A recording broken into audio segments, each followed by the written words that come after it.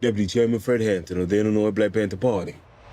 Okay, we have come to expect greatness from Daniel Kaluuya, but even we were blown away by how great he looks in this new trailer for Judas and the Black Messiah. You can murder a liberator, but you can't murder liberation. You can murder a revolutionary, but you can't murder revolution. And you can murder a freedom fighter, but you can't murder freedom. Hey guys, it's Sean O'Connell, the managing director here at CinemaBlend, and I had to jump on the video to talk about the new trailer that dropped for Shaka King's upcoming biopic, Judas and the Black Messiah. It stars Daniel Kaluuya, who we are huge fans of here on CinemaBlend. He has sort of accustomed us to expect really outstanding performances, given the work that he did, obviously, in Get Out with Jordan Peele. He was fantastic in Steve McQueen's film Widows, and he was a standout role in Black Panther with Ryan Coogler. So now we see Ryan Coogler bringing Daniel Kaluuya over to this important picture that's being backed by Warner Brothers called Judas and the Black Messiah. Now, anytime that you see an actor take on a true-to-life role in a biopic based on something tied to the civil rights movement, like the story of Chairman Fred Hampton is, you also sort of look forward to a leading actor stepping up and really diving into the material, bringing their A game. And so here in Judas and the Black Messiah, we see Daniel Kaluuya stepping into the part of Chairman Fred Hampton, who was assassinated at age 21 because of the momentum that he was building as the head of the Illinois chapter of the Black Panthers. And the story behind his assassination has a lot of controversy and some deception as well too, hence the name of Judas in the title. We're going to learn more about his rise to power in the Illinois chapter of the Black Panthers. We're also going to see the way that he was betrayed by somebody in his inner circle, because the FBI gets their hands on the character played by Lakeith Stanfield, and it's going to lead to a raid that is going to take Chairman Fred Hampton's life away from him, giving Daniel Kaluuya plenty of opportunity to build up a lot of compassion and sympathy from the audience in ways that I expect only he can.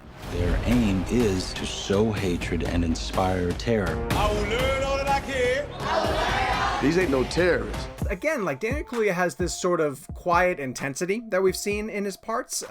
He's used to a menacing effect by Steve McQueen in Widows. He doesn't have these sort of scenery chewing roles. He just sort of coasts along and has his presence felt through the way that he occupies the scene. Even in Queen and Slim, where he was doing a sort of modern day Bonnie and Clyde, there wasn't this over the top sort of look at me, attention grabbing performances that sometimes you see from actors who were really trying to wow an audience. Daniel Kaluuya has this outstanding sort of screen charisma that just speaks for itself.